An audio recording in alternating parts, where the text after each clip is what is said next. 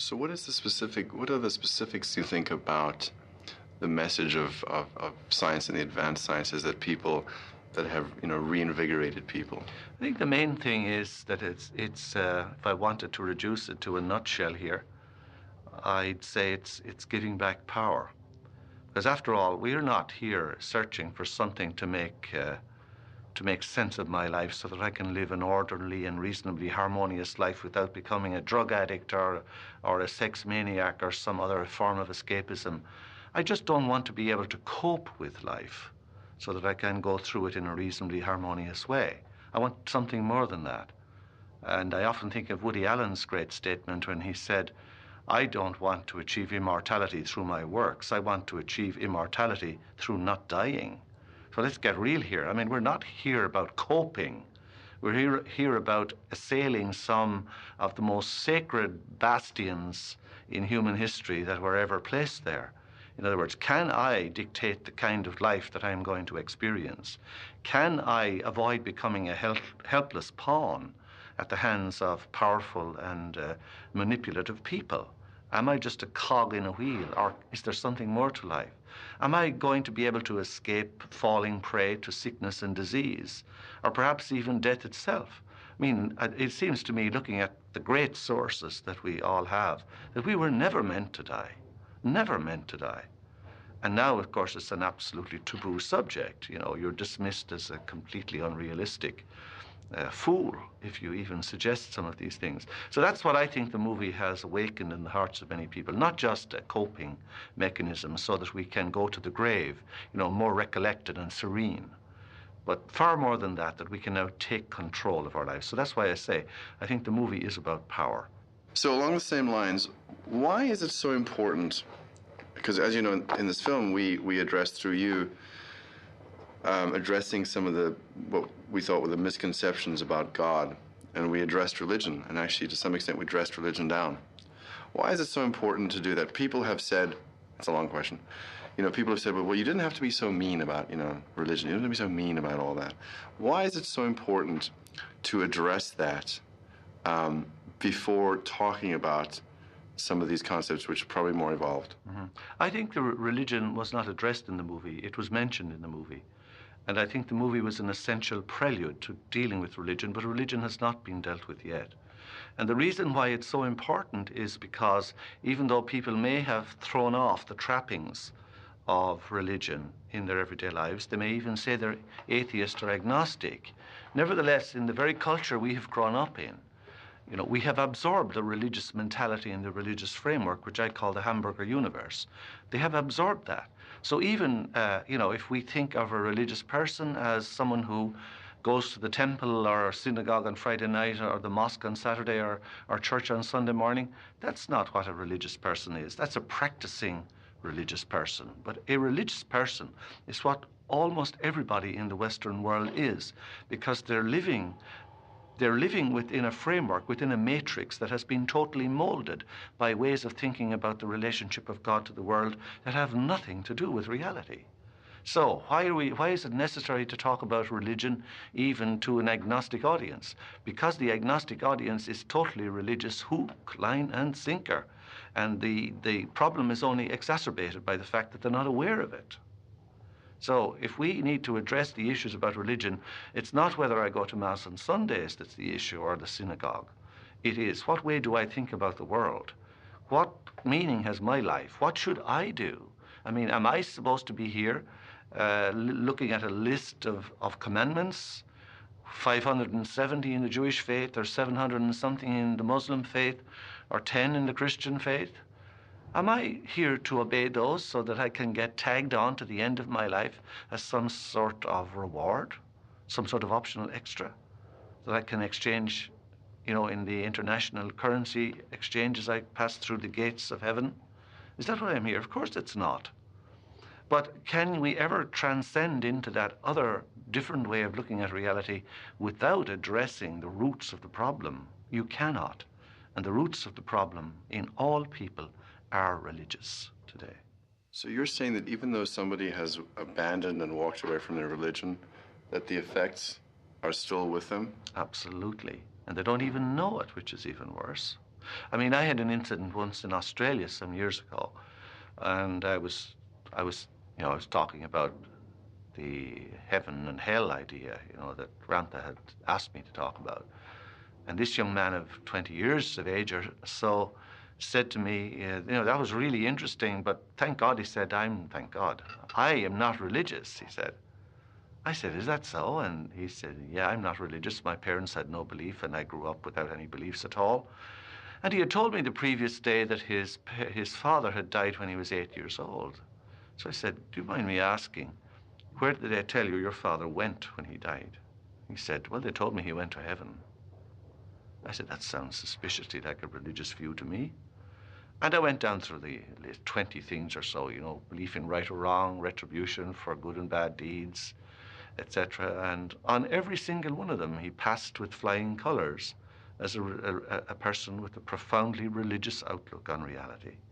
He was never in a church in his life, synagogue or mosque, but a perfect religious person. The idea of God being outside somehow, the idea of that the universe happens to us, the idea of the sky and a cloud, where does that come from? Where do our current ideas of God and where the power resides in the universe, where do those ideas come from? There are tantalizing hints in some of our most sacred texts, even within the Jewish, Islamic and Christian faiths, because those faiths essentially are all the same. They come from Abraham, and they're tied to the Western religious traditions. But there are tantalizing hints in those texts even about a race of beings, mysterious and so forth, called the Elohim, called the Nephilim. And if you only investigate slightly, you'll find that there's an awful lot more to these ancient texts than we've given them credit for. So I'm not going to go into that here now because it's impossible in this short space of time and would only do more damage than good. But what I am saying is that all of this stuff, the ways in which we think of God, which is basically an enlarged human being up there in the skies, who has given commandments and who is scrutinizing us from above, all of that has come from our history. It's not essential in our nature. It has come from historical conditioning, which is far more ancient, I think, than the present acceptable, politically correct understanding of the origins of the human race can give it credit for.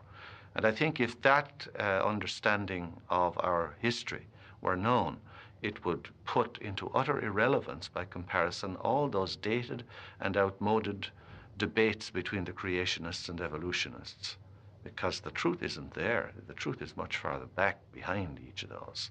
But that's a big day's work. So if you're asking me where does our tendency to think of God as a human being enlarged, with basically the same virtues and the same faults and failings as human beings, where does it come from? It comes from our history. It's not inbuilt in our nature. And the only way out of that is to have a better understanding of our real history. But that's a big job. What does it mean when we say God is within? Usually, when we say God is within, it means very little, because it's just one other container into which he has been stuffed. I mean, we've given up thinking of God as up there, and the Australians thinking of him as down there, and others thinking of him over on the right or the left. We've given up that crude idea. God is the visitor from outer space who comes in to do miracles and to perform gracious acts on my behalf. But the buzzword, of course, is now that God is within. Jesus used it. I mean, it's as old as the foundations of the world, this idea.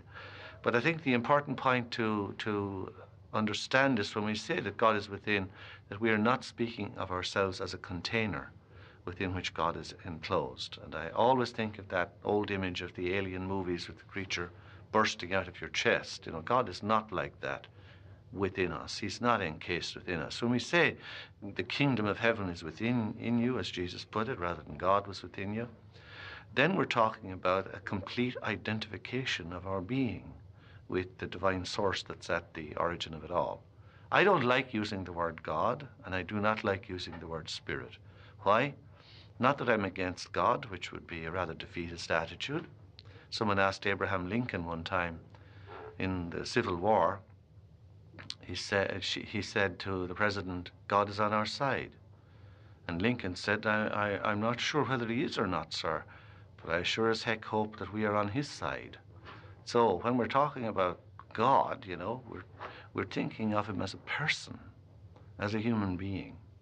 And that's why until you get past that, you can't really discuss anything about God with anybody. In my opinion, the word God, because of its associations with that superhuman, human, who's up there with the beard, the clouds, and the book of life, and the computer, and the laser science, he is what I think of when someone tells me you are God. And I know I'm not sitting on a cloud with a long beard. Therefore, I find it hard to absorb this fact. Ranta's teaching, where he uses the word point zero, I find is much better, because to my mind, the word God is beyond rehabilitation, and so is the word spirit, because it's become burdened with so much irrelevant and erroneous baggage from the past that we'd be much better served to drop the word and use another term that does not have that history tied to it. In the film, you said something to the effect of, you know, we're far too hung up on morality and good and bad. And I know a lot of people have said, well, what does that mean? Do you abandon, you know, any sense of, you know, being righteous or virtuous, you know, any of those ideas? So why is it important then to abandon an idea of morality in order to have a more evolved perspective? Well, I haven't had the advantage of seeing the movie 50 times like some people here have, unfortunately. That's nothing to do with anyone's fault except my own. But I think I did say in the movie that there is no right and wrong. Does that mean that it's a free-for-all? Absolutely not. I mean, the problem that I have with right and wrong in those categories is not that I want a free-for-all, but that right and wrong doesn't go nearly far enough. I also have a problem with words like miracle. I mean, is levitation a miracle? Is walking on water a miracle? Is the multiplication of reality in your hand a miracle, or is becoming invisible a miracle? No is the answer. They are not miracles. They're simply availing of higher forms of physics, which we do not yet know. In certain religions, if you levitate, you can become canonized. Of course, the catch is that you've got to die first. However, they never canonize anyone until they're safely dead in case they kick over the traces subsequently. But I am not against right and wrong in itself. I'm simply saying that, like the word miracle, it's too poverty-stricken a term to capture the grandeur of what's actually involved. Because a miracle suggests something that has been bestowed from above by a benign God who's pleased with your progress. So you get a reward. You levitate because God's pleased with you. You levitate scientifically because you have exerted a Torsian field which runs counter to gravity. And if it's strong enough, it'll allow you to float. There's nothing mysterious or miraculous about it. It's far more wonderful than any miracle. Likewise, with right and wrong, you know, they don't go far enough, because all that says is that I am guiding my life by a set of rules given from above by this creature, God, because he is a creature on a cloud. So what am I replacing that with?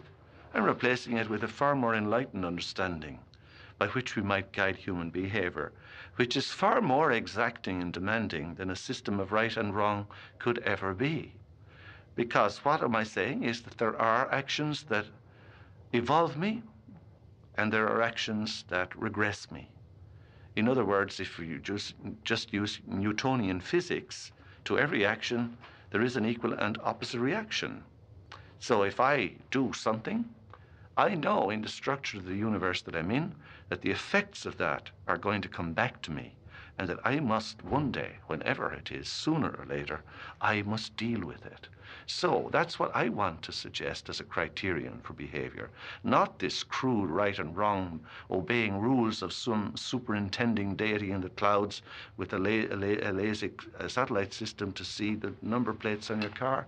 No, I want you to understand that in the whole course of evolution that we're involved here, when we're advancing into it with the use of quantum insights into nature, that everything I do, I must answer for. It's all going to come back to me.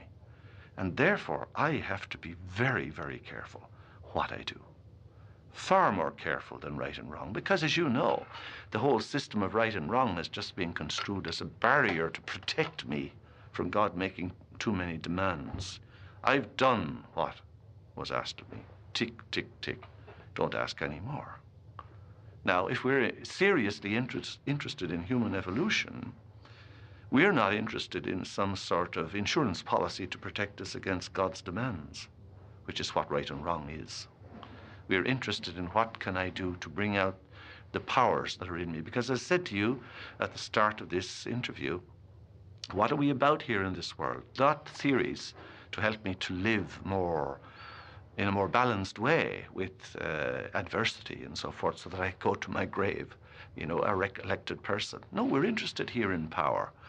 And it's not about, you know, soulful ideas of love and goodwill towards all things.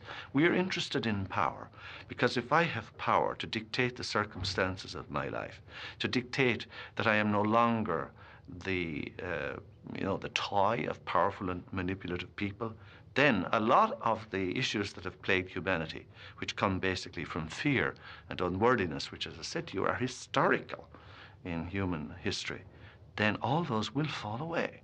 So the seat of evolution is the acquisition of power.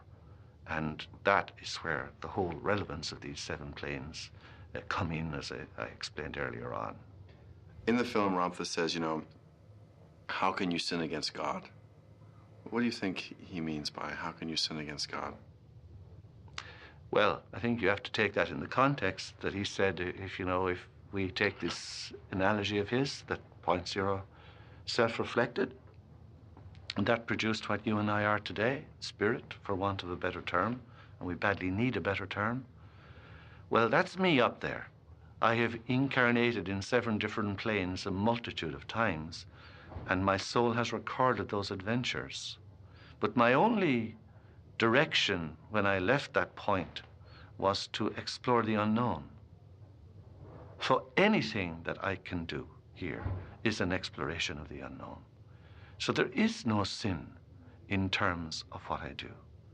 We will eventually learn that there are certain things, if we do them, that we are infringing what I said earlier, the action-reaction thing, and we've got to learn that.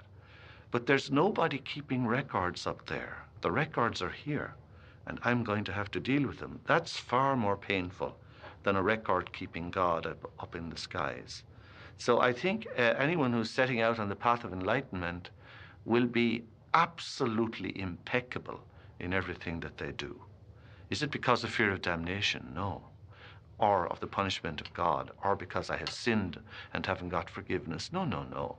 I mean, these are all excuses that keeps us away from the real problem. The really enlightened person will see every action has a reaction with which I must deal. And if I'm wise, I'm not going to do stuff that will cause me to have to face it and resolve it and balance it in my soul later. That's the real criterion. So you cannot sin against God, because there is no sin against God. So how can we perform that action? Because the divine presence is in us all, and we are fulfilling the divine mandate in everything that we do. We will find out quickly enough, because of the action-reaction reality, that there are some things that do not evolve me, and we'll have to learn that sooner or later. But as I said, can you sin against God? That's impossible. And it implies an idea of God and God's will for us that belongs to the hamburger universe, that it doesn't belong to reality.